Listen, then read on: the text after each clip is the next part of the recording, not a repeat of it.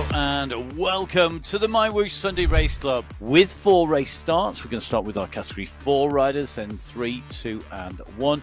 Our riders lined up in yellow, that is our Category 1 riders. In green, our Category 2. In blue, Category 3. And Category 4 in red. We turn left and we go up the climb that features in the Parameta circuit. Luke Allport does what Luke Allport does.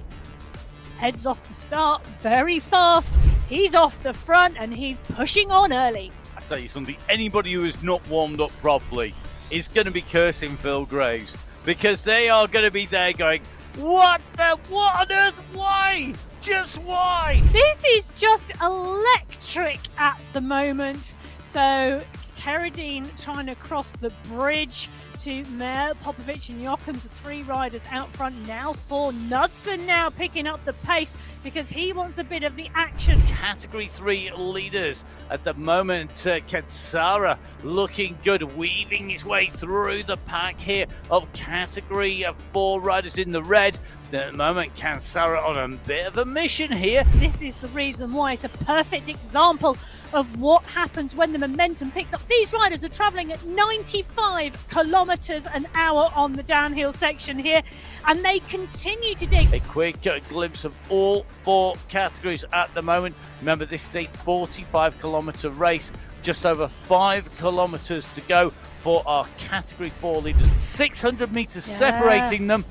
Category 4 at the moment, right-hand side of your screen, our nearest, and Dadson and Allport are together. This is the run for the line. Dadson's kicking, but he's eased and he kicks again. I think he wanted to see whether he's getting a response. He has, but it's not much. I think Dadson's got the pace, he's got the power.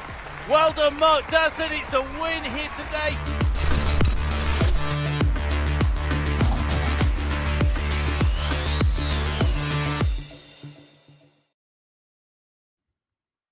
Hello and welcome to the MyWhoosh Sunday Race Club. It's qualifier number 3. Last chance saloon for our riders to make it through to our finals next week. My name's Matt Payne. I'm going to be putting the words to the action here in our subterranean studios with the one and only Emma Martin. Emma, we've just seen an absolute flyover women's race. In fact, they were on the same circuit the men were on last week. Brilliant to see the action. Very different, though. We're still basically across in the Pacific. We're down in the Southern Hemisphere. Wollongong today. Take us through the route. Oh, Wollongong's a great course. So we're in Australia on the Wollongong course. 45 kilometres of racing, 704 metres of climbing, 3 Category 4 climbs. They are indeed the same climb. We go round, and we go round again. Wollongong climb 1.9 kilometres in length. It is 5.1% average gradient, but take a good look, viewers, because it goes up, it drops down, and then it kicks again. The first kicker goes to 10%. The second kicker goes to 17%. Yes, you heard that correct. And along the way, well, this course is not flat anywhere. In fact, there is more climbing outside the 3 categorized climbs than there is if you add the 3 categorized climbs together. It is a constantly rolling, bumpy, climby, attacky style course. I'm not going to put any letters to that like we have for the Colombian FRB section. That would be a lot. That would be a world's biggest acronym. Let's crack on with our riders and our race fields now that Emma's taken us through the course. And let's dive in with Category 4. In the red, they are our standard category. The Anzacs team here, Noak Calombari, Francis Jacobonis in there. Mighty Ducks represented by Casagrande and Cronje in there. We've got Spinergy with Finati and Brito. And the upcycled squad, well, we know that they're going to be very, very strong on the climbs. Quadrelli, Lloyd, Kalman and Maillard. But this is a monstrously huge race field here today. 57 riders on the start sheets in Category 4 today. It was Upcycled who finished second in the team competition to the Bauhaus Sport Club in the December final by just 59 seconds. So the competitive front end of this Category 4 field, so close. Category 4 are in the pen. The lights are green and away go. Category 4, they are the first men's field to start today. This is qualifier race number 3 in January 2024. The last time to get a qualification in for next week's final. So our riders are away here. This is category 4.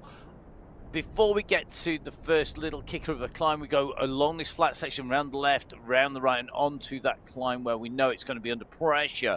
Emma, 57 riders. Yeah. I took us through some of the riders in the teams, but it really is tough stuff. We know Luke Allport's on the attack. He basically watched last week's show to see Luke Allport attack and then copy and paste it into this week's show, because that's exactly what he's doing. Oh, he's always good off the front. He is a name, though, that has to be reckoned with throughout the race route. It's not just a flash in the pan from the start. Not at all. He finished in 2nd position last week to Mark Dadson. That was on the outer loop in Australia as well. This is the Wollongong course, so slightly different, but still Allport will be strong. Mark Dadson took the win last week. Pino finished in 5th place. We've already talked about Kalman and Mayard from Upcycles, but Londorno is here, McMurtry is here. Caro is here, Mamba, Dromard, Aaron is here. You know, these riders in the mix. Montoya is also on the start sheets. There's a number of different riders, and take a look at that. You can see it on the bottom left of the screen. Luke Allport in his garage on the bike as well as on the screen leading this race. That's no longer a garage. That is a workshop. I love that. And I tell you something, it's tidier than mine. Well, he's absolutely it's going well. He's putting the power down in that workshop, come garage, come pain cave, whatever you want to call it, because Luke Allport is on the front of this race, but he's got company now. Marcus Brito is up and sweeping round this right-hand bend on the bridge, and they are about to hit the first kicker on this Wollongong course. This kicker goes to over 7%, and it is indeed where we see attacks. And that move by Allport, he always goes out hard from the start. He does it with basically with ease, I think. I think is the word. Either, both, all, everything. I don't disagree with that at all. I did 100%. But what it does do is it means that the race you always know category 4 are pretty much going to go from the gun, because if Luke doesn't do it, somebody else will. Now, onto the climb. This first climb is the first separation point. You can see that at the front of this, we've got John back with halves as well as Dadson, Allport, Londano's in there, Noak's in there, Newman's in there. It's going to be a very quickly rotating cast, but this is a tough route. It is indeed a tough route, and we were just talking about Allport's pain cave. Look at that. Back is in there as well, with the microphone on as well, so he can talk to his teammates or talk to someone whilst he's doing it. So, John, if you're watching, and I'm pretty sure you are because you just gave us the signal, John, that was a fast start. Were you expecting that? Are we going to get a thumbs up for yes and a thumbs down for no? Did he expect that? We'll find out. Or is he just listening? Oh, yeah, okay. The question for me is going to be, yeah, definitely, he's absolutely got this down. Now, he's going to also be listening. I'm sure you don't have a comms like that unless you're talking to your teammates. That is going to be key, isn't it? Well, he's talking to his teammates at the moment, and he's pushing on at the front here. Smithson's there, Lyons there, Columbari's there, Aaron is there as well, as it is indeed Harfest who pushes on this section. Now, we talked about pain caves. Jeff Rooney from Cat 4's been in touch this morning telling me that his pain cave is actually a pain container. Excellent. So, like a shipping container. Like a shipping container. Oh, wow. So if you're racing and riding from somewhere interesting, get in touch at Biking Emma. Let me know. Send me a picture. Let's see where you are racing. If the snow is 6 foot deep outside, get in touch as well. Yeah, it might not do wonders for the electronics in your turbo trainer. We'll see how our riders in category 3 deal with the snow. We've got the draft team here with Nicole Cansara, who we saw in such good form last week. The Italian Espresso are strength in depth.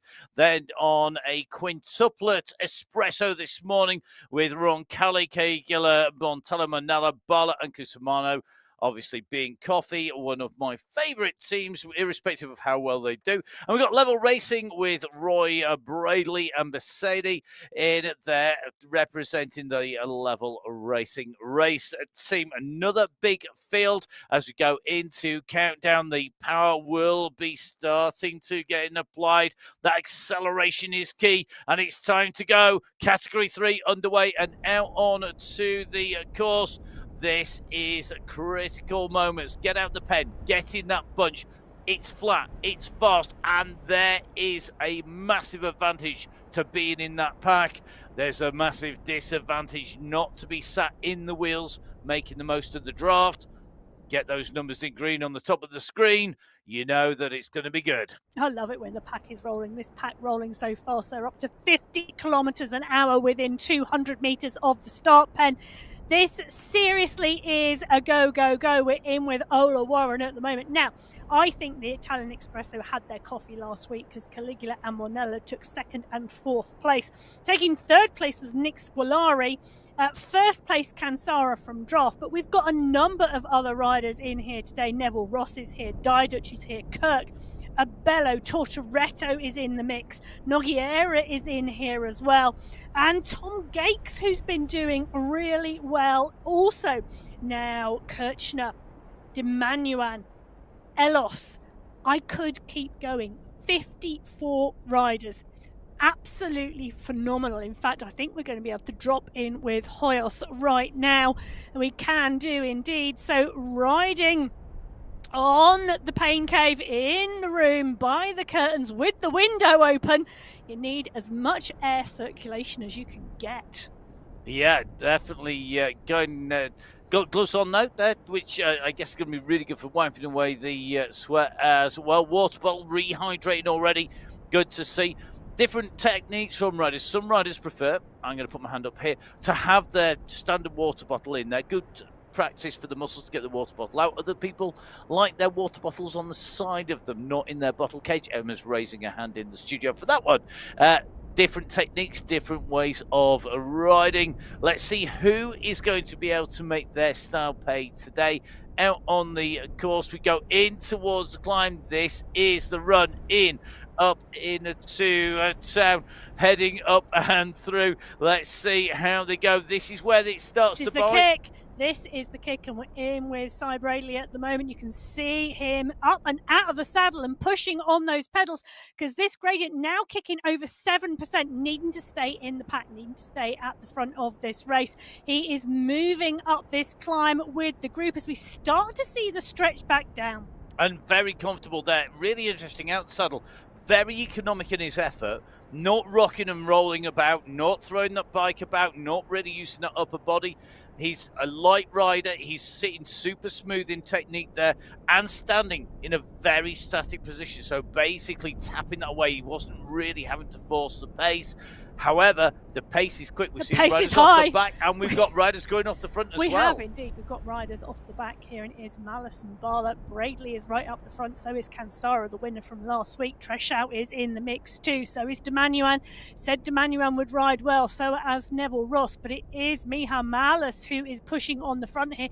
Gone clear of the pack over the top of that climb and dropping down the other side. Now, my expectation is that this group will come back to Malice very, very quickly. It's just 3 seconds at the moment.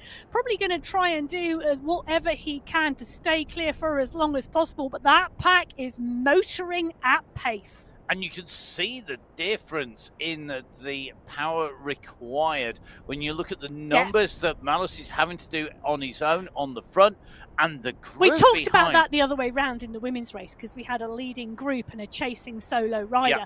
But Malice is just, the same thing has happened here. Malice out front around 4.7 watts per kilo, really digging deep, trying to stay clear. The chasing group doing 2.83. But the size of the group and the momentum that brings with the draft, really just making that catch so hard to be a lone rider and stay away from a big group like that. Well, Quadrelli also doing the same here in Category 4 as well here, Emma.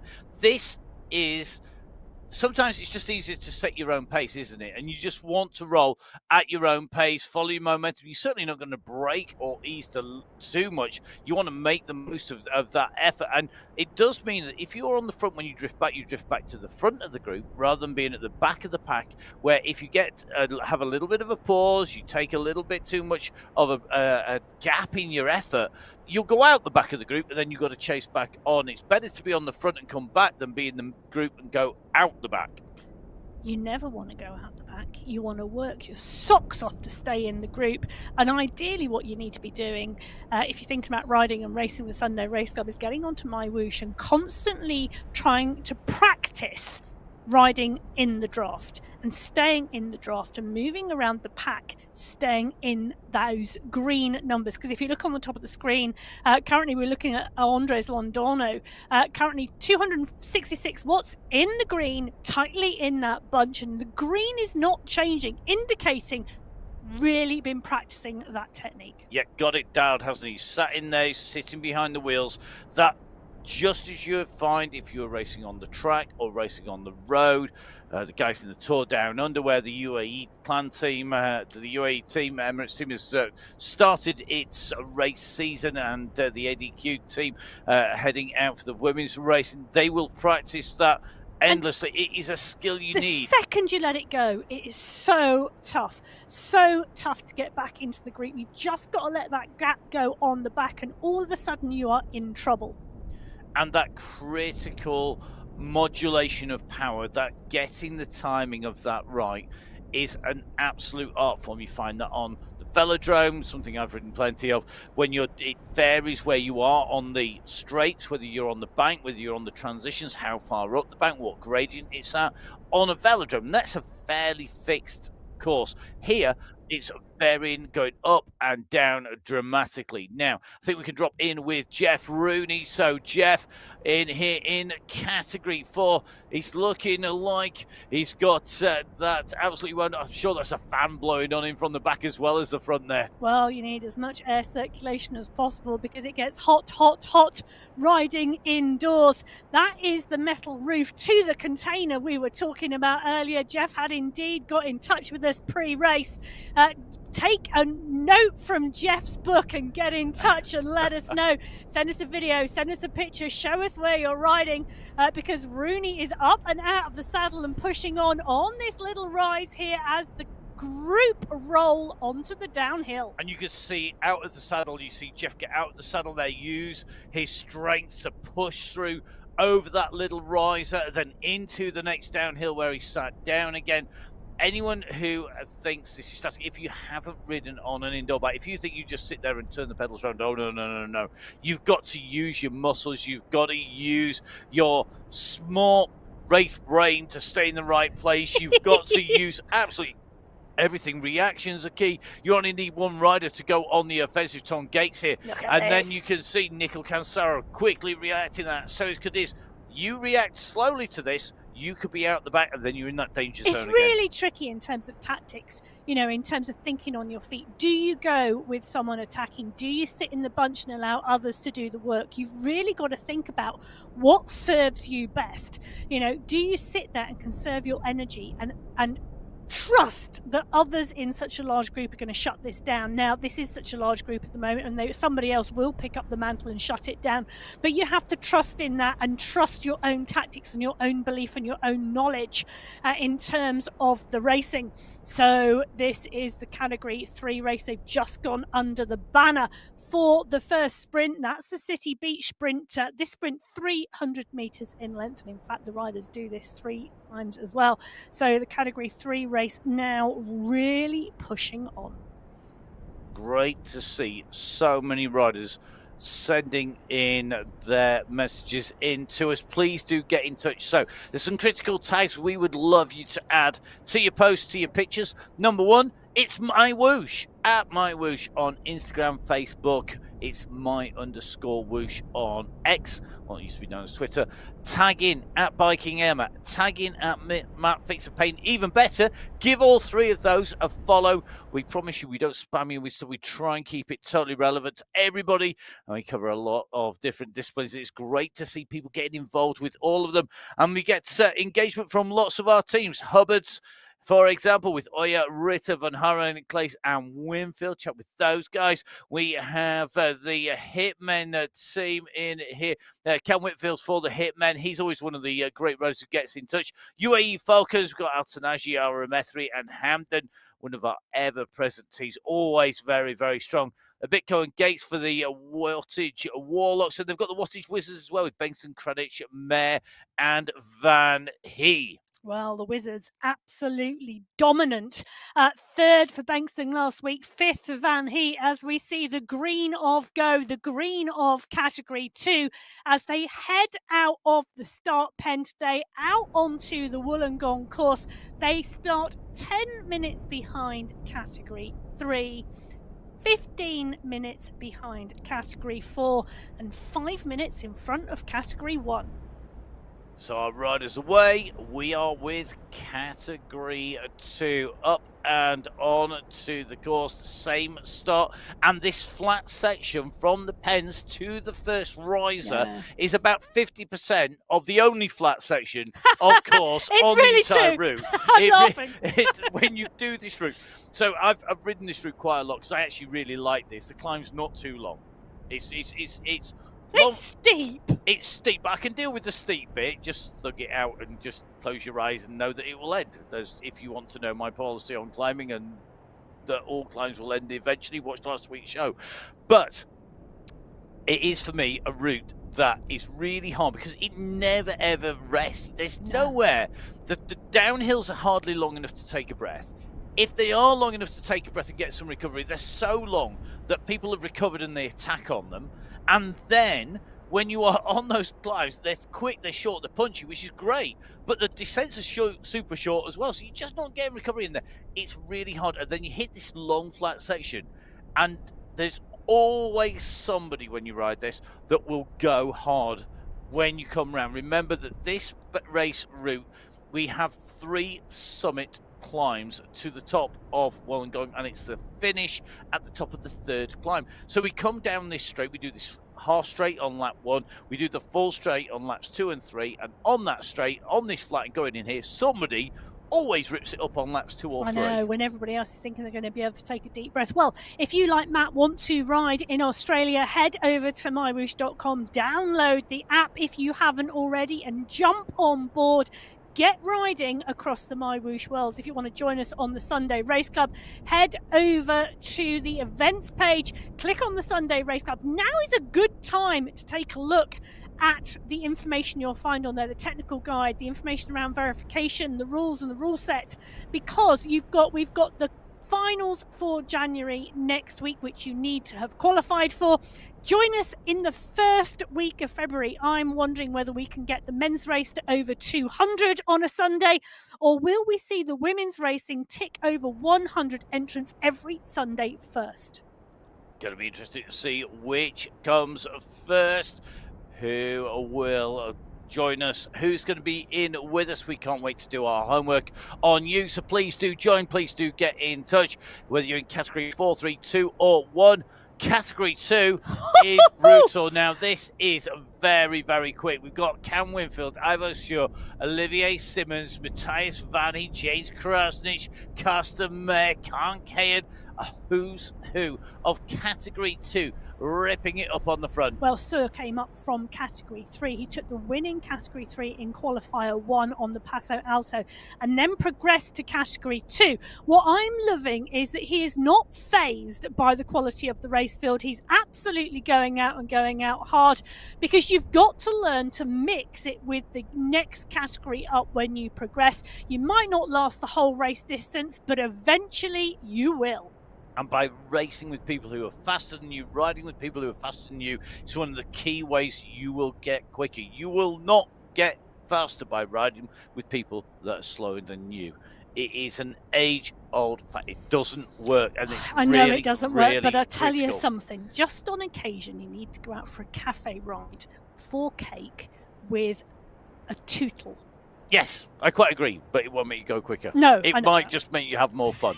Okay, right, no cake for the boys. In category 1, we have the Coalition Alpha Jaw squad in with us once again, going for a full squad of 5. Turek, Talbot, Vujasin, Kaminsky, and Jones. What a team. Yeah. The Humans team, Daniel Rata, Ricardo Panizza representing them. We have the Pain Toasted squad of Arnie Jacobs, Christoph Thiem. We've got Jakob Bjorkla, Mikkel Plantero, and Yodi Jochums. And with a category 1 team, UAE clan team, Michael Knudsen, Mr. X100, Pablo Popovic, and SS. With 3 seconds to count down, those yellow jerseys are primed and ready to go. The green light is there, and away go the race field in category 1. 43 riders on the start sheets today as they swing out onto the course now. Vujasin absolutely been having phenomenal form over the last 6 or 7 weeks. Last week he was pipped at the post, and I say pipped at the post because it was a 6-up sprint in the category 1 race last week, with half a second separating the top 6 riders. It was Knudsen who came out on form, but literally you could have thrown a blanket over the top 6. Great racing, great action, and another of our regular animators on the move here. Early 7 watts per kilo coming down from Jakob Bjorkland, who has taken it from the gun here. This is going to make life difficult for all of our riders. You know what tune here. He's got playing in his ears? Go on. Let's get this party started. That's all right. When you were talking about going round and round again, I had Kylie Minogue spinning around again in my head because we're in Australia. Well, if you've got a theme tune that you think fits with the MyWhoosh Sunday Race Club, let us know. Get in touch. Tell the team. You never know what a secret theme tune may happen. Yeah, guilty pleasure, Kylie Minogue. Nothing wrong with a bit of Kylie. There you go. Right. Anyway, enough talking about Kylie. Let's take a look at Jakob Bjorkland here, because he really is pushing hard from the Wurgo, heading for the climb. Now, out of the saddle here, really is punching through the bottom of that pedal stroke, pulling up with his hamstrings out on every stroke, getting that circular movement really right. And you can see, really interesting, he's got a keyboard to the side as well there, just for instant access. But I tell you what, he's really putting the power down. I'm thinking that, do you know, they're not interested in chasing. That's what I'm thinking. Come on, Jakob. Panizza and Popovic. In fact, Popovic has just come to the fore and actually started to dig here, because no one was taking up the mantle of catching Bjorkland. Sometimes out of sight, out of mind. And if they don't expect you to go, then it is a fantastic tactic, because you're the leader on the road for some time. And that is what Bjorkland has done. It's ridden away from the pack at an unexpected point on the racecourse. Popovic, Vujasin, Graves, Talbot, all now starting to take notice of what is going on at the front, because this is the type of course where you can stay away because the gradient continually changes. And the draft has limited places and limited effect, because remember, of course, draft is dependent on speed. Speed is something that yo-yos up and down, and it's very difficult for the group also to get into a rhythm. If you think normally that you move along in a group, you get that movement, you get that pace, you get that rhythm. And that's typified by people who are riding smoothly. Well, looks like Michael Knudsen looking pretty smooth at the moment. It looks like he's paying the price, so for losing his hair. He's got the hat on in the turbo room. Come on, there. A man who likes to mirror his avatar. Yeah, what came first, shaven head on the avatar or Michael Knudsen shaving his hair? The answer is it was his avatar first. I'll tell you something, he's out of the saddle here. And in fact, it may well be he's actually got himself a red hat on today. I'm just looking for him in the group. He has, look at that. Red hat on the avatar, I think, and red hat on him. He's out of the saddle here, just kicking a little bit over this grade. No. What you really notice here is he went to 2.5%, 3.5% there, Emma, and he was out of the saddle just to Yeah, kick but over take the a top. look. Bjorklund is still down the road, 7 seconds Yeah. clear. He's still clear, and it's Nunson leading the charge with Safrazad in there as well. So is Turek, and great to see Ewan Mackey in here, new rider from the UK. Now, interesting fact, there are 2 racers, bike racers, in the UK called Ewan Mackey. And it's not a super common name. It's not like John It's Smith, not. is it? It's Ewan not a Mackey's common quite name, unusual. but we do indeed have 2 riders. They are pretty much the same age, both in their early 20s. One from Derbyshire, who is currently out and has been racing in Belgium. He is the younger of the 2. We also have a Ewan Mackey in the UK from Scotland. It is who kind of a races Scottish as well. name, isn't it? I think It is it's indeed. It's So, origins. so whilst you might think John Smith was a common name in the UK, and we might see 2 John Smiths, we've actually got 2 Ewan Mackeys riding and racing at a high level in the UK. Okay, get in touch, Ewan. At Biking Emma, at Matt Face Pain, tell us which one you are. Well, I think we might be able to guess. I think we've kind of worked out, yeah. But it's because always good to hear. the Ewan Mackey from Derbyshire, I actually know. There you go. Right. Okay, let's see how Ewan performs on the climb. He's got a long way to go to get there because remember we had that big time gap from Category 4 to Category 1. Category 4 leaders going through and over the top of the climb. This is the Category 3 pack. And the pack at the moment are looking to close down on riders in front. This is a big number of riders, Emma, at the top of the climb here. The Wollongong climb, normally we don't see 20 plus riders, but that has got to be 20 plus riders there. Well, one of the things that I find really interesting on the MyWhoosh Sunday Race Club, particularly in the men's race, and in the men's race particularly because of the size of the race fields, is that the categorization, the strength and the depth in the category, and I want to use a phrase, but it's not quite right.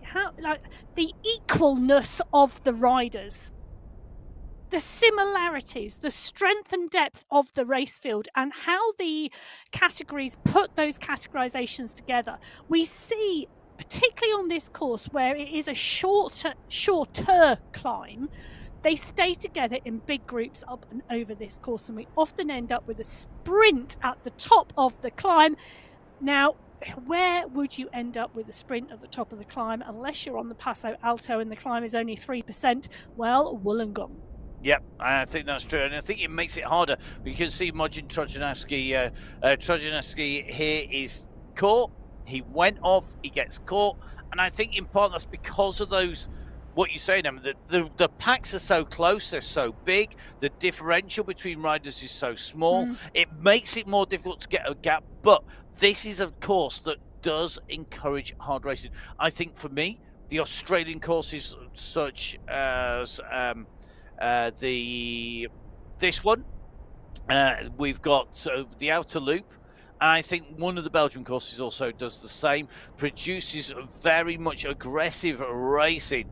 Well, that's a rider who's been producing aggressive racing recently. Yeah, he has, Jassin, been such on form throughout December and into January, regularly in the top 5 on the Sunday Race Club, and you can see the determination on his face at the moment, not wanting to miss the move on the front here as the push comes on. In fact, it is Jassin himself that takes up the mantle on the front of the Category 1 race. Ruben Don in 2. Now, Don come up from Category 2 recently with Phil Graves. Yeah, Graves and Don, Category 2, very strong riders, move up into Category 1, and I think when we get to Category 1 we see more periodization of training. Here we go. Should we do an in-depth geekery? So what we find is that the riders have more periodization. There's more targeting events, there's more deliberate rest, there's more deliberate move up, push through, training blocks, and I think we see that more in Category 1. And it means for me that riders who perform week in, week out like SS, actually that is really even more impressive because you're up against people who are often training in phases. Phil Graves will be training for the triathlon season. He has a downtime. He then builds his endurance. He builds his base miles. Then he builds his strength. And he builds his speed on top. That pyramid of training. And I think that means that if you can compete all the way through, that is really, really hard. I mean, Don here, he's come up. And I think what he's doing here, he's gone for that sprint with SS. He's looking to get himself at home. And the way to do that may well be that he can ride with them. And you've said this plenty of times, haven't you? You get in, you start off with the group, and you stay with that group early on. Well, and I think one of the things that's really interesting is the different targets across the year. So currently at the moment, a number of the US riders will have tried to peak for the USA Championships. Bjorn Andersen is the current world champion in esports. Now, the World Championships is not until October in 2024, so we'll have riders trying to peak for that and putting in programs for that. So it really does depend upon what the choice is and what that target is as well. And you may well have multiple targets. Well, Andreasen at the moment tightly in this pack as we see the group continue to move. They're now 6.5 kilometres into this 45-kilometre race. And let's remember the Category 1 riders were the last riders out of the start pens today, 20 minutes behind our Category 4 riders. So look at that, Bjorn Andreasen in those rainbow stripes at the moment on the screen. Fantastic to see him wearing them on the Sunday Race Club. Can he maintain them this year? Well, he's got to wear them all the way through till October at least, and he may be wearing them after that as well. I think I'd have worn them from the moment I got them. You'd have slept in them, wouldn't you? Of course. Bjorn, let us know if you slept in your rainbow stripes the night that you did that you took that win, because I think I would do. The moment you got that jersey presented to you, you got those rainbow stripes, that has got to be a stay and sleep in the jersey every single time. I've had the pleasure of putting worsted of a lot of world championships over the years, and I've got to say, I think it's really, really good to see those iconic rainbow bands make the way into esports, and it shows you just how far we've come as a discipline. I was going to ask you, how many world championships have you commentated on, but I bet you don't know, do you? No, I don't. It's a lot. What disciplines? XCE mountain bike, so XCE, XC, downhill, trials, BMX freestyle, BMX flatland, road, cyclocross. How many times have you called Matthew van der Poel across the line? Probably several hundred. How many times have you called PFP across the line? Not enough. There you go, Pauline for Amprovo. Let's get some more world champion stripes under the belt in 2024, because Matt says he's not called you across the line enough. Well, do you know what? Multidiscipline athletes, and there is a fairly serious point here actually. When we talk about the Matthew van der Poels, and we talk about people like Pauline Ferrand-Prévot, they are riders. Pauline Ferrand-Prévot, I'll put my teeth back in, BFP, was holding world titles in cyclocross, mountain bike, and in road simultaneously. 4 disciplines last year. 4 disciplines last year. She had gravel, XC, XCC. Oh, I've done that as well. Indoor cycling, forgot about that as well, and cycle ball. Yeah, told you I couldn't remember them all. But they are the sort of athletes who work so well across disciplines, and that's what I really love here, is that we've got so many different riders. You know, Johan Moreno is here, we've got Kegel in here, we see them on the Sunday Race Club, but these are people who are so talented, and it doesn't matter whether you're in the men's field, the women's field, categories 1, 2, 3 or 4, all our riders are immensely talented riding in the Sunday Race Club. I don't think that you don't have that. The mix of backgrounds is phenomenal, isn't it? Because you get triathletes, you get rowers, you get road cyclists, you get mountain bikers, you get speed skaters, you get all sorts of different backgrounds coming to cycling and coming to esports cycling and esports racing. And that for me is what is fantastic. You get people who use this as a second wave of training. So when you think about Formula One racing car drivers, regularly using cycling as part and parcel of their training. Well, we can see Johan Moreno here in his training. You see that router, I think it is in the background with all the cables leading out there. Hi, Johan. I hope it's all going to plan at the moment. It's certainly looking good. We know Johan Moreno is one of our riders who is always looking to make the racing tough. He's always on the attack. He's one of those riders who I think we are going to see a lot of. I'll tell you something. I'm I'm looking at the clock in the background and I'm wondering whether that actually says 5:15, because It we looks do like it. indeed know that our riders and racers are completely everywhere around the world. They are racing in different time zones. For some of them, it is the middle of the night. We know our US riders join us at 4 a.m. We know our riders from the UK at the moment. Well, I can tell you it's 10:15 in the morning in the UK at the moment. Wherever you are around the world, they are all on the screen in front of us at the moment, as this is our Category 2 race, and they are working their way up the Wollongong climb. You can see on the bottom left-hand corner of your screen the damage this climb has done to the Category 2 race, as on the other half of the screen, well, that is the Category 1 race, and they are coming into the bottom of the climb. So Category 2 over the top goes Henry East. This is a drop down, it rises up, we've got a little peak and then a big descent here. This is the time to get some recovery done. A little kick, you can see coming out of the saddle there to go over this little peak and then into the descent. Now this is a moment where you've got to decide. He wants the back wheel in front, you know, he wants the Yarhead's wheel. Come on, Henry, you've got to get on there. He's got to push. I'm loving the fact he's let down lower so he can get in a better aerodynamic position. Come on, buddy. This is where you've got to push. You need to be in the group here because this is the long run down. And the problem with this is that people who've been taking it easier on the climb get that recovery done now. Coming up on his wheel comes Rodney Loxley, who goes over the top. You know, Loxley is a area of Sheffield associated with Robin Hood. Robin Hood, there you go. There you go. So famous name there. Loxley on his way down. Will he be taking away the prize money? Will he be taking away the gold? Will he be giving it to the poor? Can I just say, most people assume Loxley and Robin Hood is Nottingham. They do. Because of Sherwood Forest. They do. But actually Loxley itself is a region of Sheffield. It is, and Robin Hood is supposedly buried near Bradford. Yeah. In Kirklees. And Little John is apparently buried in the Hathersage Church out in the Peak District in Derbyshire. I love myths and legends, and that is a whole different show, not this one. I know, but you know, we could go down.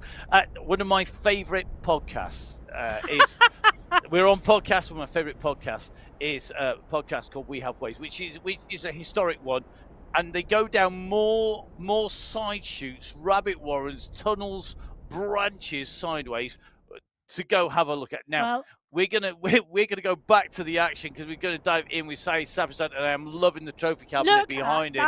Now, Saeed is a regular road and mountain biker, champion road and mountain biker, and he rides a lot of the tours. Great to see that they're up there. I hope that's inspiring him today out on the course. We know he's strong on a climb, on a long climb. Has he got the power, do you think, Emma, to stay on this on the kick? Well, he was 6th last week in that sprint, unfortunately missing out. He was at the back of the blanket, not at the front, but regularly in the top 5. He finished 3rd on the Yerbal Hafi in the men's December final. He is one of those riders who you can never discount. He climbs really, really well. Now, Wollongong last time, qualifier 4 in December. Safrazad did indeed take 2nd place from Vijacin. So he's got form on this course. He knows what he's doing. And here we go. We just seen him move up towards the front. He is the rider in the yellow hat, just coming to the fore. Alongside him with the blue hat is Ollie Jones, who's just in with that white helmet on. These are the 3 riders up near the front. Thompson and Van Diemen moving up as well. Andreasen. Everybody wants to be in this front third, but riders now starting to be distanced out the back of the group. You can see that in the centre of your screen. You can see those avatars going backwards. And on the left-hand side of your screen, you can see that we are in with our lead group, but there are bodies all over the climb now as riders are unable to stay with the pace of the leading group. Arnie Jacobs is keeping pace, though, at the moment. Seated climb, Ed Clancy-esque here. Really, he's putting a lot of power down. This uses your glutes, it uses the muscles around your back, into your legs. It allows you to get a lot of power down. I'll tell you something, to say we are coming into this steep section, he wasn't really kicking out of the saddle. Well, wanting to stay in the pack at the moment because this is the first time up the Wollongong climb for these Category 1 riders. They've got to go up it twice more. On the 3rd time up in the race, it is the checkered flag at the top, but take a look at that. Look at the time it it takes the Category 1 riders to get up this climb. SS setting the fastest time, 4 minutes. 4 minutes to climb the Wollongong climb. That's why the packs can stay together, because it is just a short effort. Vujasin, Popovic, Safrazad, Noren, Thompson, Andreasen, Nair and X100 rounding out the top 9. Great climbing. Great climbing, big pack together. This front of the race, though, Sai Safradaz has carried the momentum through. I expect to see Vujasin and Popovic close down on him and come up from behind into shot fairly shortly. And that is, here we go. In fact, here they come. SS leading them through. Then here comes the rest of the group onto his wheels. This lead group should be able to form behind. There are 3 riders distance. They're just on the white line coming down, and now it's going to be critical to use the draft. Don't forget, steering 3.5.2 if you've got something like an Elite Riser, the Jet Black Block, or a Wahoo bike, or you can use the keys on your iPad or on your keyboard on Windows to steer. Getting into the draft now is absolutely critical. It saves energy, it improves the speed, and those 3 riders behind her, if they don't work together, they're done for. Well, these riders at the front really backing off the pace at the moment, and I'm watching SS's heart rate drop like a stone at the moment. 26 riders still in contention going over the Wollongong climb for the first time. As we drop in with the Category 2 race field, they are further up the road. They have come down over the climb and now on that flat section on the run back into the city, and it's Nicholas Spratt who's in the lead at the moment. Simmons is the rider crossing the bridge over. Biarhead is in 3 with Ritter at the front of the chasing group. It's not a big gap, it is just 3 seconds. And then there is, you can take a look actually on the bottom left hand corner of your screen, we've got Simmons, Spratt, well, Simmons just joining on Spratt's back wheel, the chase group behind, and then further behind, just out of shot on the bottom left hand side of your screen, is the 3rd group on the road. You can just see them coming into sight now. So 2 leaders chasing back, then another big chasing group behind as a Bitco tries to come across that gap, picks the pace up. Gates does the same. Bangster does the same as well. So we're starting to see action to try and close this gap down before we get onto the climb. We're in with Jakob at the moment, and Jakob Bitco on the offensive, trying to get across this gap. Now, this should require a bit of effort. He's looking pretty calm at the moment. He's not sucking in the oxygen. There's not that sort of massive. Not sucking in the oxygen. No, look at him. He's spinning. This is really smart rider because he's spinning the power up. He's not forcing it round, brute force and ignorant style.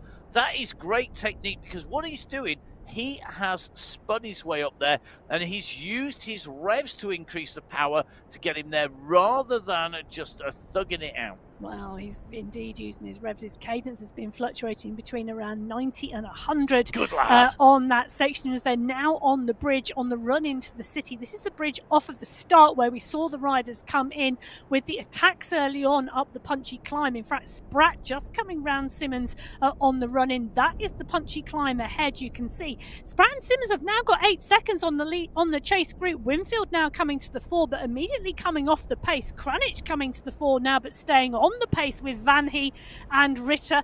Now that is about teams and teamwork, because Winfield, the hitmen, Simmons and Spratt, who do they ride for? Normally, the hitmen. Yeah, they do. Yes, good point. Good point. That's one of the things that really is going to come into play next week. So this is our last qualifier. Remember, the structure of the Sunday Race Club is really simple. Every Sunday, as the name would suggest, Sunday Race Club. I do put it out there because I have been stating the obvious. Stating the blinking obvious. That's the one. I went to that school. However, I have been asked before, what day is it on? So it's not that obvious, clearly, to some people. Every Sunday, we have a qualifier kicking off on the first Sunday of the month, running through to the penultimate Sunday of the month. The last Sunday in the month is Sunday Race Club Finals, when we don't just have individual prizes, we have the team prizes as well. And our start sheets will become a sea of colour, a massive colouring in, as we identify all of those riders in teams. 3 riders to count in a team competition. 5 riders the maximum. Vujasin, without a doubt, will be in a team. I have no doubt of that. You would not want to leave him unsigned, would you? Well, he's part and parcel of Coalition Alpha. They've Yes. got to be one of the most dominant teams at the moment on the MyWhoosh Sunday Race Cup because they took the win in the December final. Coalition Alpha had riders in 2nd, 6th and 8th place. So Turek, Talbot, Vujasin, Kaminsky and Jones. And great to see Michael Kaminsky showing us his paint game. Sent a pitch through. Don't forget, tag in at MyWhoosh, tag in at Biking Emma, at Matt Fix Paint. Paint Cave for Kaminsky on Instagram. Jakob Bjorklund's Paint Cave here. He is on the front with Vujasin. Do you know what? It's great. Brilliant to see Bjorklund here. My takeaway from today's cameras in people's paint caves is that I clearly look like death warmed up. I look like I'm about to explode on the bike. The guys here, I mean, they are. I know Sunday Race Club is. You're not a world-class esports rider. I would like to think I could get into the bottom of Category D. Category 4? Yeah, 4. Well. Yeah. These guys in Cat 1 will be competing at the Worlds. They will, but everyone's looking at the same Category 4 when we see in Category 4 riders, Category 3, 2 and 1. Everybody is looking super cool and super composed. I've thought that all day. We've been covering. I've just. Do you know what? I bet they'd look super cool and super composed in the commentary booth as well. I bet you they wouldn't. Well, I'm not sure I do. We're in with the leaders on the road on the right-hand side of your screen. They're at 26.8 kilometres, and that's the Category 4 race. The screen's on Luke Allport at the moment, and I'm taking a little bit of a look down the screen there. It's looking like we've still got quite a large group, you know, in this Category 4 race. They are on the climb for the second time, about to come over the top of the first kicker. They will then drop down, and the second part of the Wollongong climb will be in front of them. And I think that's 7 riders in touching distance if you include Xavier Maillard. I think Matt Smithson is now distance in 8th position. But remember, we have riders being caught. So left-hand side of your screen, you can see the Category 3 leaders are starting to catch Category 4 riders. And the Category 4 riders are going to stay with them as long as they can. Easier done on flat sections and downhill sections where the draft gives you some help. However, the moment you hit this climb, that is not going to be the case. Right hand side of your screen, you can see that the leaders in Category 4 are onto the climb, and Hurst is taking a roll at that. He's got up the road. The man with the polka dot skin suit there, just off the back of the group, just climbing back up and into the group. But for me, this group is going to be a really interesting one as they keep making their way around. They're on the second ascent of the climb. Remember that we covered this climb 3 times, finishing at the top. Category 3 on the way in to the climb. I'm looking at the riders in this group at the moment. Elos, Giuliano, Moreno, Hoyas, Kansara, Bala, Gakes, Neville Ross. All of these riders have been top 5 in Category 3, really pushing on this race course, really suiting them. They are working their way through the Category 4 race field. The bottom left-hand corner of your screen, you can see that really, really clearly. The Category 4 race field scattered up the road and down the road behind them as this tight-knit group continues to tap on the pedals up the Wollongong climb. It's currently pushing on. We're in with Sergio Hoyas. In fact, you can see Hoyas there on the left-hand side of your screen, concentrating, looking at that screen, ensuring he's staying in that group. He does not want to let them go.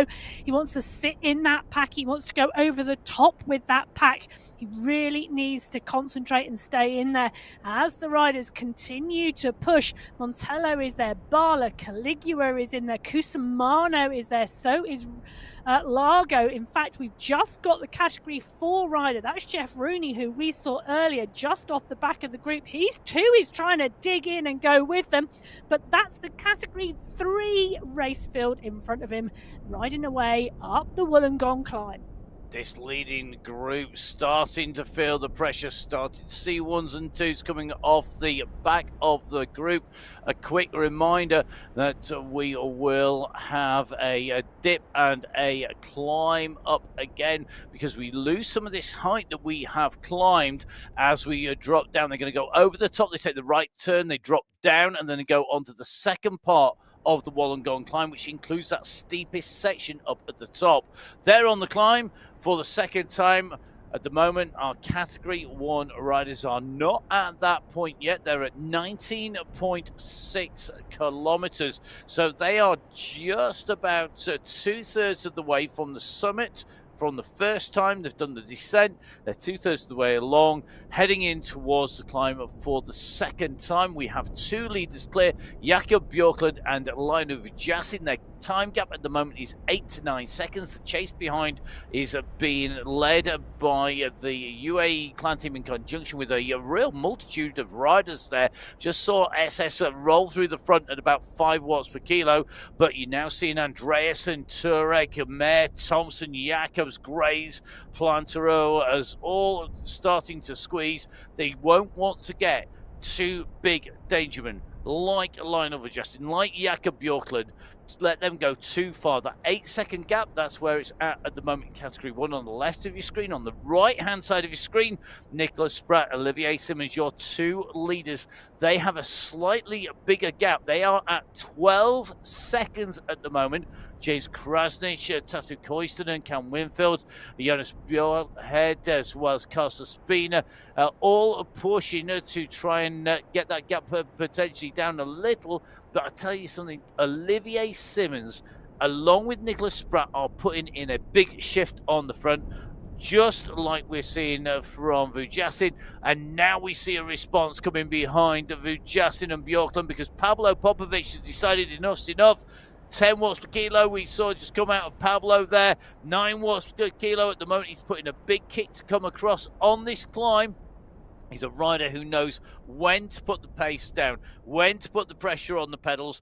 He's being pursued now. Pim van Diemen, 11.5 watts per kilos coming out from Pim. That power to weight ratio so critical on the climb. Noren now comes. You see the figure with the yellow helmet coming behind him. He's now kicking clear. And as riders come across in ones and twos, this is going to make a long string. They're going to use some of the draft from the Category 2 riders they're catching. And you can see the steering in effect here. Panizza going off to the left-hand side to pick up the draft that's coming off the back wheel. Safrazad at the moment, he is the rider, he's the last rider who's left the group, but he's going to get picked up again. He hasn't got enough gap. Ollie Jones comes through with that blue cap. He is going to use the momentum down and up over the top. He will make at least one back wheel, but will it be the ones he wants? All of these skirmishes, all of these moves off the front are all driving the chase on. The gap in front to Vujassin and Co has come down. It's at 5 seconds. I tell you something, this is absolutely brutal racing. They are working so hard to close these gaps because they know what's coming. They know they've got to go up the Wollongong climb again, and they're not there yet. This is an attack between the first ascent and the second ascent, and this race really wants to get lit up because Vujassin, Popovic and Björklund are clear. It's Nair who's leading the chase with Noren, and Panizza. Kaminsky is in there as well with Jones. They are Vujassin's teammates from the Coalition Alpha Jaw squad. They won't want to do the catch, but they will want to sit on the other riders and make them work if they want to transition over to this leading three. Björklund doing a phenomenal job today. He went hard from the gun, and he's continuing to go hard still. You can see the air circulating from those fans. Those fans are absolutely crucial to this effort at the moment as Björklund gets up out of the saddle and continues to push on those pedals. He's up here with Vujassin and Popovic. 3 riders leading this Category 1 race at the moment. 22.5 kilometers done. Wow, absolutely brilliant action here today. Björklund with Popovic and Co as they make their way through the City Beach Sprint number 2. The time checks there. Remember, this is not about the first across the line. This is the fastest time through the line, and therefore the chasers tend to have the fastest times. Very interestingly, SS and Mr. X100 from the UAE clan team clearly moving through there very quickly with Michael Plantero. The three riders chasing hard, trying to make the way right up into contention, but with the pressure being on, we are starting to see groups fracture. Saeed Safrazad looks like he's going to make contact with the group in front. We can see the effort written on his face. That is a ride. He has made that. That's now 4 on the front, and this is becoming more and more dangerous as more riders get across, because the gap has gone back to 10 to 13 seconds, so averaging about 12 seconds at the moment. And if you look at the pace of the riders behind, they are not I'll tell you on something. a chase. And also, these are riders who are capable of staying away up the climb. You know, quite often the expectation is that the pack will catch during a climb, but these 4 riders are more than capable of staying clear. Pablo Popovic, 2nd last week. Vujasin, 3rd last week. You know, these riders completely capable of staying clear. Safrazade was 6th last week, but it was just half a second separating the top 6 riders. These riders know they can stay clear. The guys behind, you know, we've got Mayer, Noren, Van Diemen, Turek. They are now back down the road and really need to start thinking about tactics if they want to be in the mix here. They've got to think about tactics. They've got to think how hard they chase, though, because how hard do you go knowing that you're going to hit the base of the next climb at 26.3k? Chase too hard into the base of it, and you're going to pay the price, because there's plenty of other people in that group, unlike these 2 on the front now. Simmons and Spratt. We saw these riders break away through the city on Category 2. They are still clear.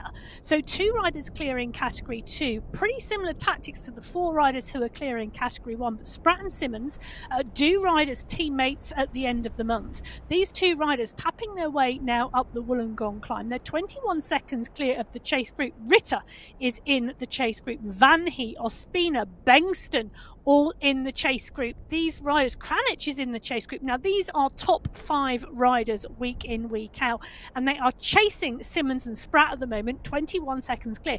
Now, like the Category 1 race, these 2 riders are capable of staying clear for the whole climb. They are. They're definitely going to be clear. Let's take a look at these riders as they're on the climb.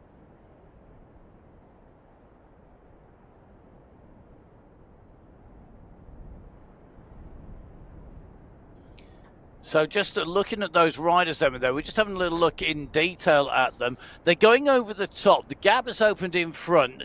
Yes, the riders in front can stay away, but it's 2 riders versus, well, many. It is. It's 2 versus many.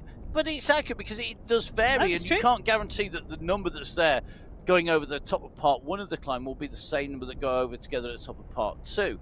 Looking across at the Category 1 and 2 races, they've got riders' way. Categories 3 and 4 we can see on our screens here. The distances between them are coming down as we would expect. I think the pace of the racing has eased in this part of this. This is very controversial at times, but I feel that the pace has come down on the second of 3 sectors. If you imagine this is 3 sections, this towards the end of part 2, people have eased a bit. Montello's now starting to minus, but look at his numbers, 3.8. We know that our Category 3 riders can do that. No problems at all. Well, they have just backed off the pace because they've just gone up and over that kicker.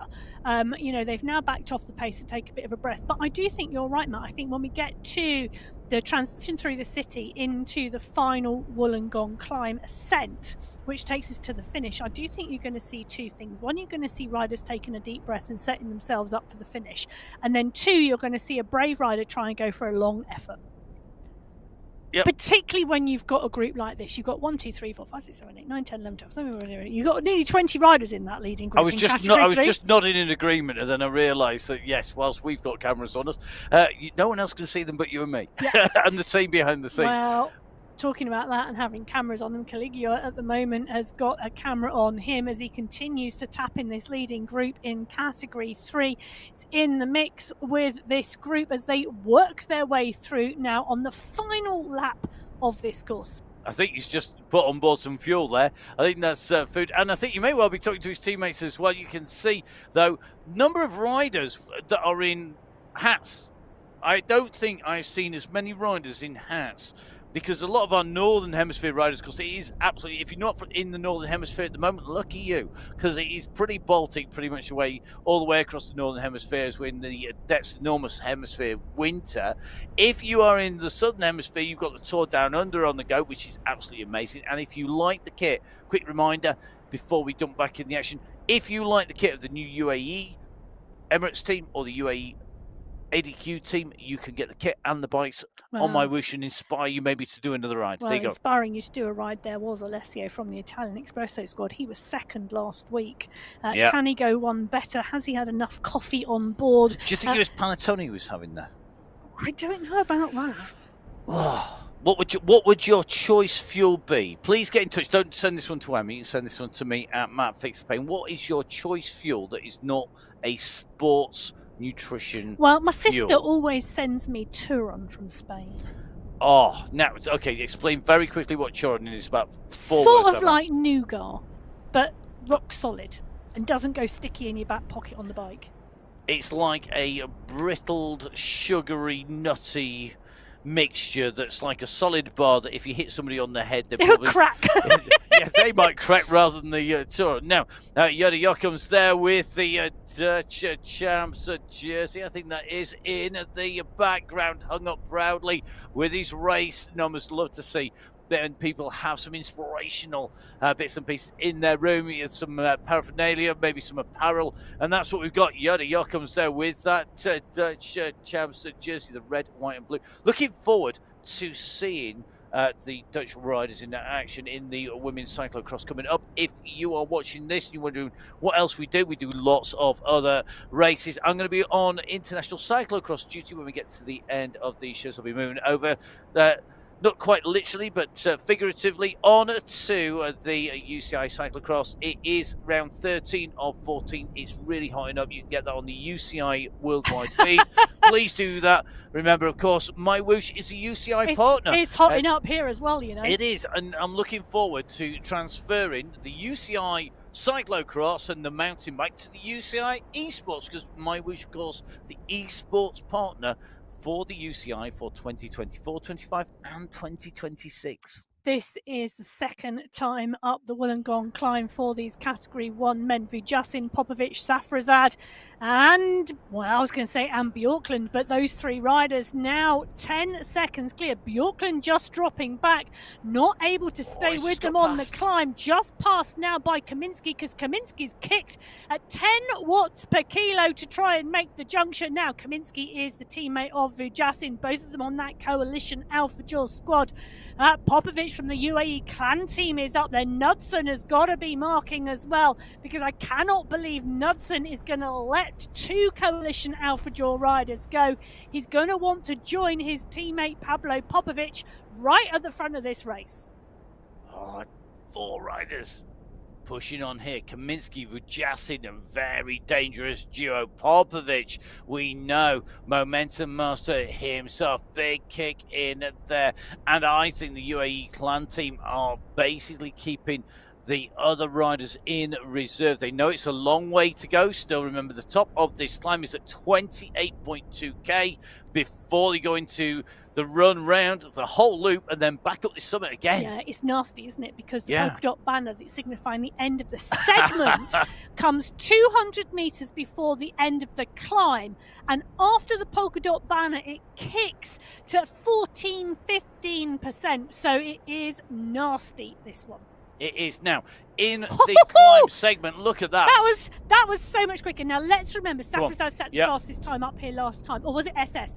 I'll just double check. But it was 4 minutes dead from SS from the UAE clan team the first time up. So this is 18 seconds faster, because Kaminski has gone up there in a 3:42, and that's because he went from the chase group to the front group. And Mr. X100 also chasing there. Second fastest time up that climb. He has got the second fastest time because he is also chasing. And the chase riders time and time again do that. They've set the fastest segment times because the riders who are going through, they know that they've got to get in touch really quick. This is the little rise that comes after the summit. We come over the summit, you drop, you come over here. If you kick and carry your momentum, you'll come through here really, really fast indeed, and you can get on the wheels. This is a big chase group. This group has got such class riders in here. You've got Johan Noren in it, Arnie Jakob, Zach Nair, Michael Plantero. We've got Ollie Jones, Jakob Bjorklund. This group has the potential to close the leaders down in one lap with ease if they put their mind to it and they work. Wow. If they're carrying passengers, anybody who's a passenger, that will disrupt that chase and that will make it more difficult. Whoa. They are on the way down. We've just gone around the Michael Vink turn here in Wollongong. That is the overpass. This is looking very interesting. Well, Simmons and Spratt have been caught, in this Category 2 race. They were on that climb. They were 20 seconds clear. Spratt and Simmons were clear, but Krasnich, Van He have caught now. We've got a leading group of 4. In fact, take a look at that. That is the effort required to make the catch. Van He is on the line at the moment. You can see him with the fan keeping him cool as he gets up and out of that saddle to kick and kick again. But Spratt, Kranich, Van He, Simmons, the 4 riders clear. Ospina and Obitko are the 2 riders leading the chase behind, and it is indeed a chase behind, but 4 riders clear now with a 6-second gap in the Category 2 race. So 4 clear, it looks like it's 4 chasing. So 4 clear in Category 2, 4 chasing, but it's then only another 3 seconds back to the group.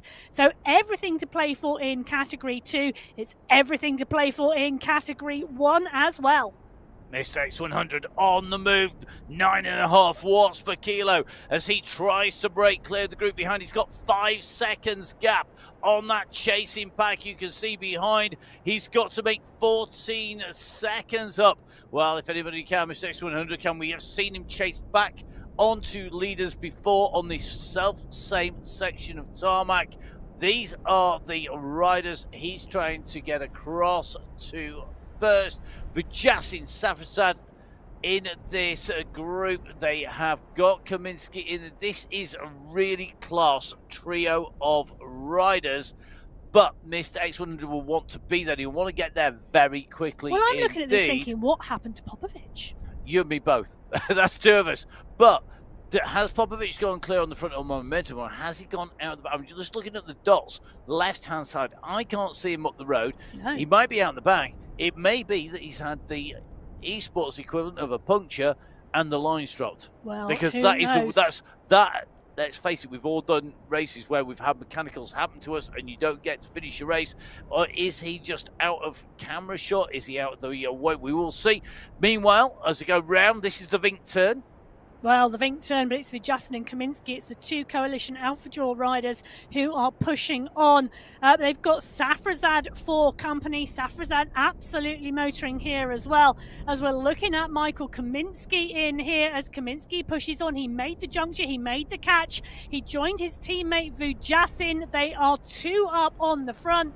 Safrazad is the rider in the mix, and take a look back down the road. 25 seconds now these 3 have to X100, who was trying to chase and bridge the gap.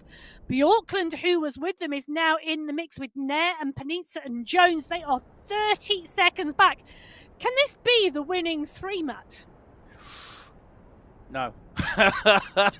It could, but I'm going for a no. And wow. The reason, I know, it's I disagree with you. Well, it's always good to have a disagreement live on air in the commentary box. It always makes for entertaining listening. I don't. It could be, but I just think that everyone behind, we're so far out. We've got the climb to come of Wollongong Hill. It's a climb we all know well.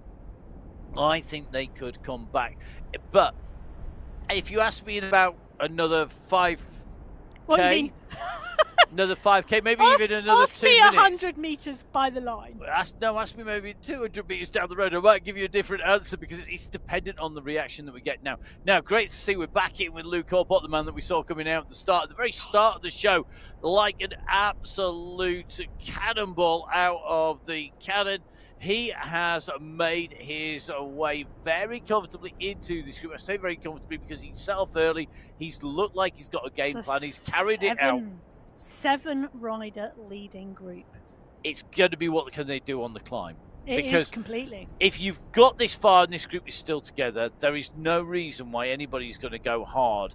Now, they have got 4 kilometres to go. If you go too soon, you will not have chance to recover and go again at this distance and with what you're facing.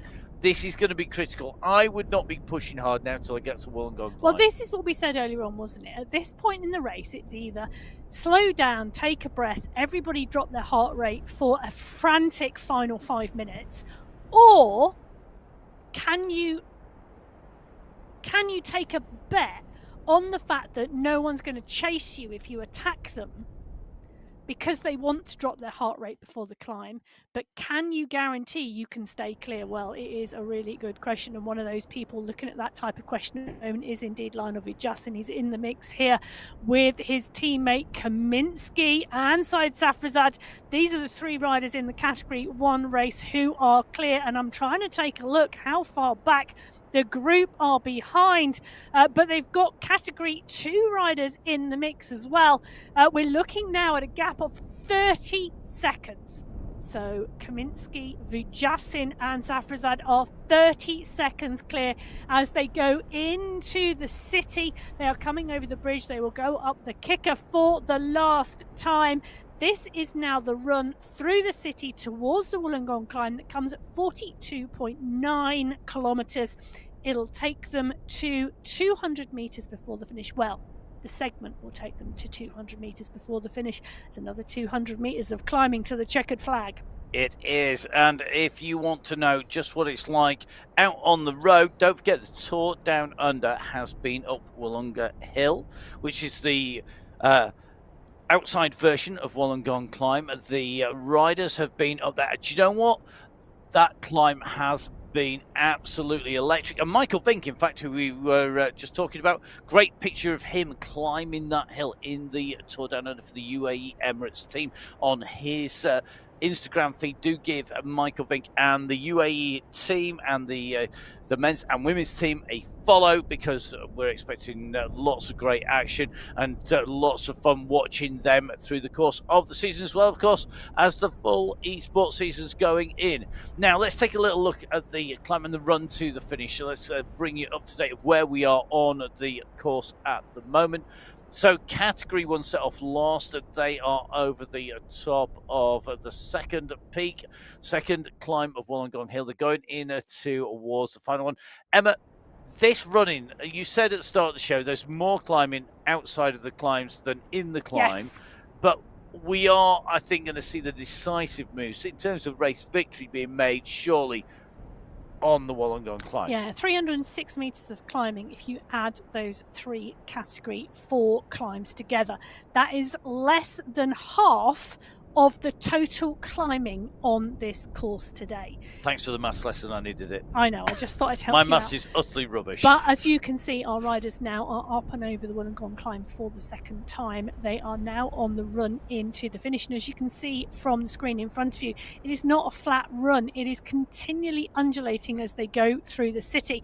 And the final climb, well, it's only 1.9 kilometres long, and our Category 1 riders are sub 4 minutes up it.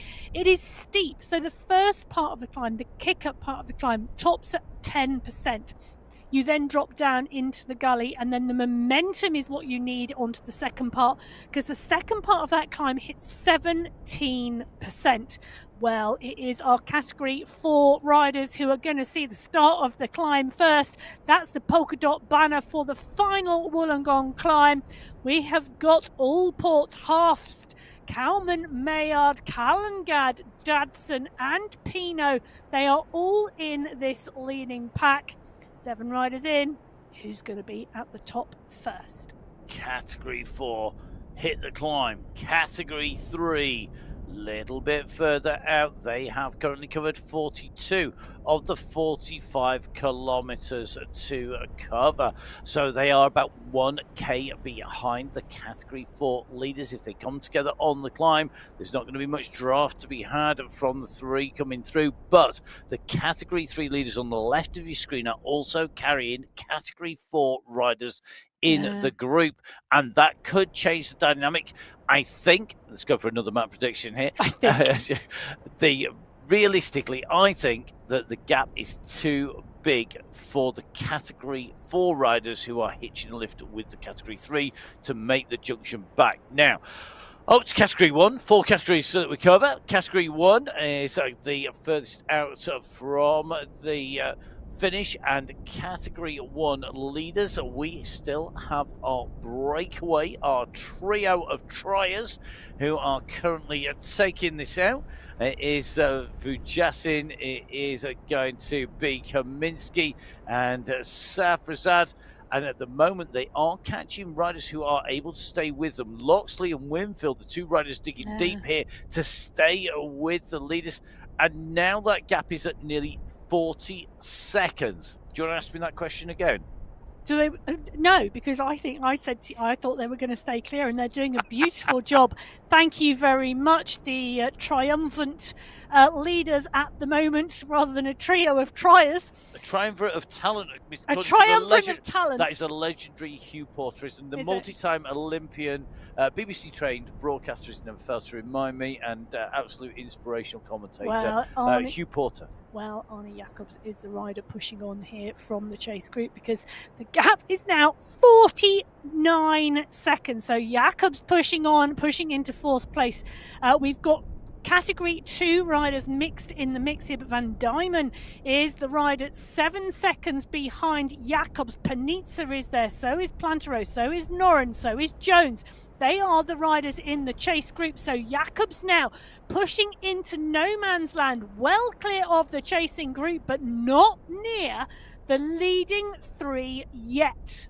But he does have Category 2 riders he could use. He does. This for me, he's got out of the saddle. Put the date in your diary. Arnie Jacobs gets out of the saddle. He's been climbing, sat down. He's been racing, and he's out of the saddle here. And it's this steep kicker. It's 8% in places as you hit this. It's nasty. Watch him straight back down, and look at that. You can tell he spends a lot of time on the bike in the wind, because you look at his forearms, they're level.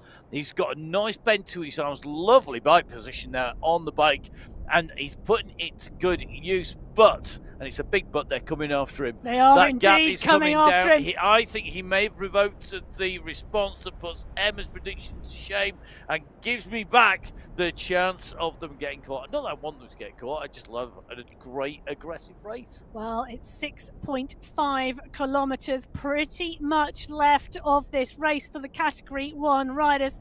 Will our 3 leaders stay clear, or will we see this attack from Jacobs, Van Diemen, Van den Eekhout? X100 is there, so is Nair. Are they going to push on to a level where our Category 1 riders get caught? Well, a little bit further up the mountain, the Category 4 riders, they started 20 minutes before the Category 1 racers. They have 700 metres to go. We have very little distance to go. Xavier Maillard has put the gap in on the early part of the climb. He surely has done enough. Cannot in any universe, parallel or otherwise, see him coming back to the group behind. But the group behind, they are so close. 6 riders behind. 4 prizes, 6 riders, and a few hundred metres to make it count. This is going to be really interesting. Maillard has gone. He was a revelation during the MyWhoosh Championship of last year. Please do have a watch back into May of last year. You can catch that back on the YouTube channel, on Twitch TV. That's MyWhoosh Live. Please do have a watch. Now, right-hand side, look at the contrast. Maillard doesn't need to dig in the red. He's keeping it smooth. Left-hand side, the attacks are on this. Allport is up there. Harsty's up there. Pino's up there. Kalman's up there. Kalanga Dadsons looks like he is just about losing touch. But Allport has kicked here. This could be the move from Allport. Will he get back? Here they go. It is Xavier Maillard leading. You've got Luke Allport coming up in the second place. They're coming to the top. Well, they are indeed coming to the top, and Maillard is pushing. He's got 200 metres to go, but it's 200 metres of climbing. Allport is closing down, you know. He's down to 12 seconds, but Maillard has dug and kicked again. He's lifted his pace to 7 watts per kilo because he knows he needs to motor. He needs to push on. The gradient is 14% under his wheels, but he cannot let that phase him because he has got the win in sight. You can see the UCI banner, the finish line on the Sunday Race Cup, as Maillard in Category 4 comes round the bend and takes the win on qualifier number 3 on the Sunday Race Cup. Well, Allport, who we have been in with a number of times during this live feed, takes second place to Maillard. Dadson is coming through from third. Kalman should be finishing off in fourth unless Pino just took that on the line. So Kalman takes fourth, Pino takes fifth. That is the Category 4 racing. This is Nick Squilari. He's going to be the first Category 3 rider underneath the polka dot banner, signifying the end of the segment of the final Wollongong climb. So Squilari leading this Category 3 up. He's got a 7-second gap from the group behind. Behind those watts per kilo are starting to lift. We're starting to see 8s. Starting to see 9s. They've got to get the timing right here. And they are closing down on Squilari. Squilari is now at 2 seconds. Has he got anything left? He needs to kick. He's going to have to do it fast. If he looks up, he can see the finishing banner, that UCI banner behind the MyWhoosh banner. And that is the finish line. They've got to make it to the blue UCI banner as Kirshner goes. Kirshner's gone over the top in Category 3 and takes the win from Squilari. But Diduch, I think, rolled him on the line as well. Wow, what a finish there. A fantastically timed sprint from Paolo Kirchner to take away the victory in Category 3. Category 4, well, that was an absolutely blinding finish as well. So Category 3 and Category 4 with explosive last-minute nail-biting action for those top 5 positions. They're done and dusted. In the lead, we still have, of course, Category 3 and 4 riders out there. If you start the guys, keep digging it in, get those positions done. Great work out here. Remember that this climb, it does come to an end, unlike the endurance climb that has just been launched on the 3.5.2 edition. That is a 57-kilometer climb. It's made up of segments. I've got to say a massive congratulations to Julian Antonio Fernandez. I think he's the first rider to complete the endurance climb. His time, you ain't ready for this, 3 hours, 34 minutes, 52 seconds. Is some Julian Antonio Fernandez, a big kudos. Hats off to you. I think you're the first. If you do conquer it, please let us know at MyWhoosh, and at Matt Fixer Paid, and at Biking Amber. If you complete that, will we see Michael Kaminsky? I think Michael Kaminsky got himself, did all but the last section. He almost got there, and I think he just missed off the last section. I think it was 3K shy of the finish, and then he ran out of time. Well, whether he's running out of time or not, he's running out of time to win this race today because there is 2.1 kilometres now to go. Vujasin, Kaminsky and Safrisad, the 3 riders who have been clear for pretty much half this race course now on the left-hand side of your screen in Category 1. They are 500 metres, 600 metres behind the leaders of Category 2 on the right-hand side of your screen. And Nicholas Spratt has come back into the lead, but it's Simmons, it's Spratt, it's Kranich, it's Vanhee, Ritter now 22 seconds back. So we now have 4 riders clear in the Category 2 race field. They've got the second part of the climb. Well, who is going to make it to the top? Spratt, Vanhee, Simmons and Kranich, 4 riders we know who are phenomenal riders in this Category 2 race field. For my mind, any one of those 4 riders could take this. This is James Kranich who goes off the front first. Spratt, Vanhee and Simmons are all pushing hard behind. They have got 900 metres to go. So 900 meters, the upper section here, the red chevrons start kicking in, indicating the riders are going into that red zone. They're starting this ascent. It's a long way steep at the start of part 2. Yeah. It eases in the midsection, then you get that nasty kick in to the finish. It is a real tough climb. They've got the gap though. That gap at the moment, 37 seconds to Ritter, Otko, Kayan. Oyer's a little bit further back. He's about a minute, but we can see those time gaps coming down because they are all starting to compress as they come together behind our leaders at the moment. Simmons and Van He just starting to open a little bit of a gap, I think, on Krasic and Spratt. Let's take a look. Look how hard. Look how hard Matthias Van He is working to get up this climb. He's battling with Olivier Simmons for first spot in this Category 2 race. He's got 600 meters to go. It doesn't sound like a lot, but I'll tell you something, it's going to feel like a lot because the pain of this last 600 meters to win this race, it is going to take one big deep dig because there's 3 riders side by side in Category 2. Brutal racing, brutal climbing here on the MyWhoosh Sunday Race Club. The final qualifying chance for our finals next week. And the races are starting to split in Category 2 on the right and in Category 1 on the left as Kaminski puts in an attack. He has opened 3 seconds on Vujasin and it's a 3-second gap back to Safrazad from Mikhail Kaminski.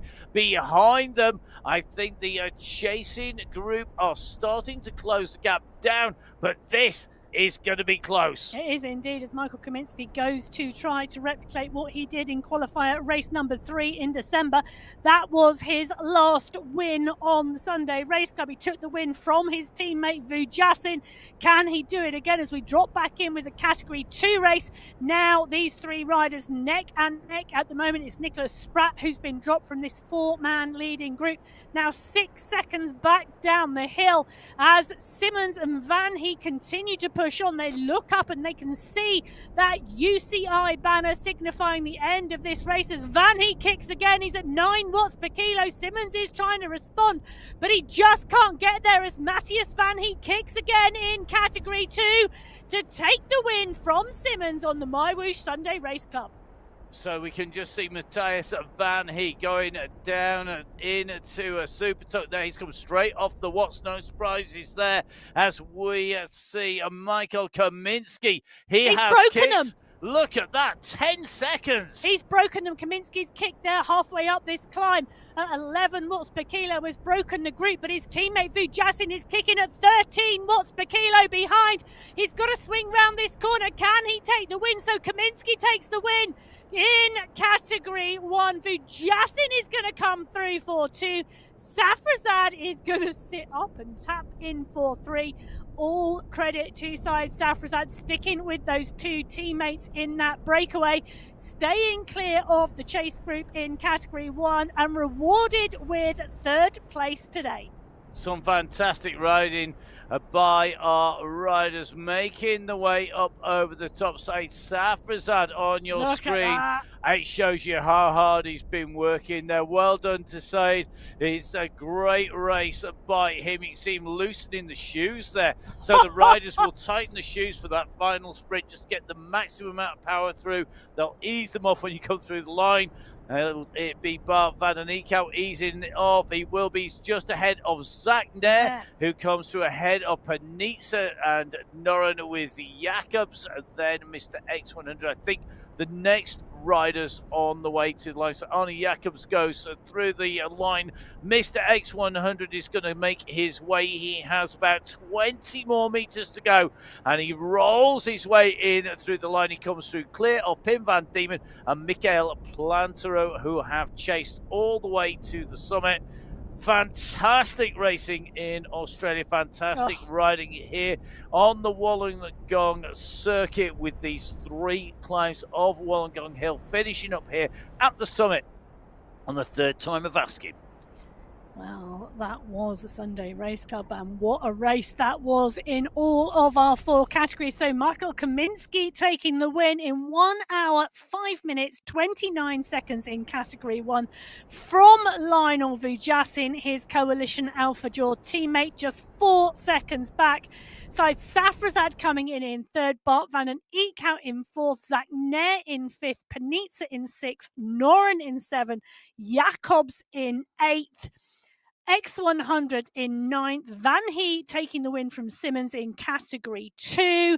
In category 3, it was Kirchner from Didutch, and in category 4, well, it was Mayard from Allport. So all of those results will be confirmed eventually. Once all of our riders come through the line, they'll turn from live to unofficial to then verified. You can catch those on mywhoosh.com/results. Don't forget, please do tick the subscribe button to stay watching, to keep on watching whenever we go live. It's always a pleasure putting words to the action. Sunday Race Club, a vintage qualifier here this week. We are looking forward to the action next week. Please do give me a follow at Matt Fixpain. And you can give me a follow at Biking Emma. And I am just going to continue to smile all day because I won the category 1 prediction. Well done to Emma.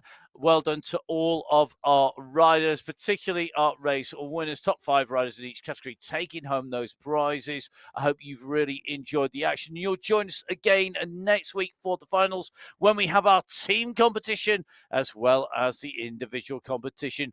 But a massive, massive thank you for you for watching, for the riders for riding, for the brilliant team behind the scenes who bring us all of the pictures, for us to put words to the action. It's time for us to say, stay safe. We'll see you again soon. Goodbye. Goodbye.